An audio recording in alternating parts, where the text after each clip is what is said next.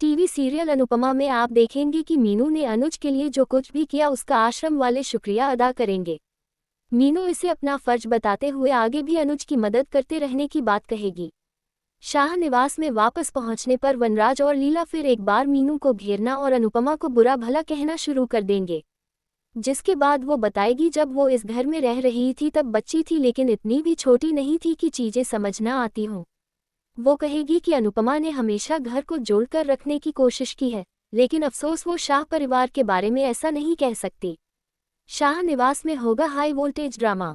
लीला के घर की दीवारों को एलओसी समझकर रहने की बात पर वो कहेगी कि मैं मीनू बाद में हूँ और डॉक्टर मीनाक्षी पहले हूँ। अनुज मेरे पेशेंट हैं और मैं उनका ख्याल रखना नहीं छोड़ सकती। मीनू को यूं बगावत पर उतरता देख वनराज, पाखी और तोशु कुछ नहीं कहेंगे। इधर आशा भवन में देविका बैठकर अनुज को समझाएगी कि सिर्फ वो ही दर्द से नहीं गुजरा है। देविका जब बताएगी कि आध्या के जाने की वजह अनुपमा नहीं है और बीते 6 महीनों में उसने क्या क्या झेला है तो अनुज सोच में पड़ जाएगा। देविका से बात करके बदलेगी अनुज की सोच। देविका के जाने के बाद अनुज सोचेगा कि वाकई उसने अनुपमा के साथ कितना गलत किया है। उसे आध्या का अक्स भी दिखाई पड़ेगा जो उससे कहेगी कि मम्मी को भरोसा है कि मैं जिंदा हूँ, लेकिन आपको नहीं है। मैंने आपसे यह उम्मीद नहीं की थी। अनुज फिर से अनुपमा की तरफ बढ़ने की कोशिश करेगा, लेकिन उसे बार बार वो ख्याल खाए जाते हैं जो जाते वक्त उसकी बेटी ने उससे कहे थे।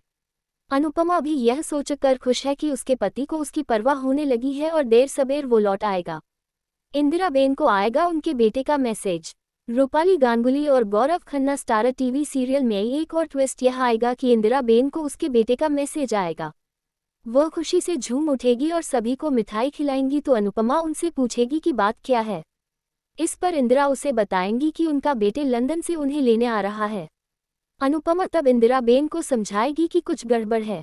उन्हें घर से निकालकर फेंकने वाला बेटा अचानक उन्हें लेने क्यों आ रहा है। अनुपमा की इस बात पर इंदिराबेन खास ध्यान नहीं देंगी। अब देखना होगा कि शो की कहानी में आगे क्या ट्विस्ट आते हैं।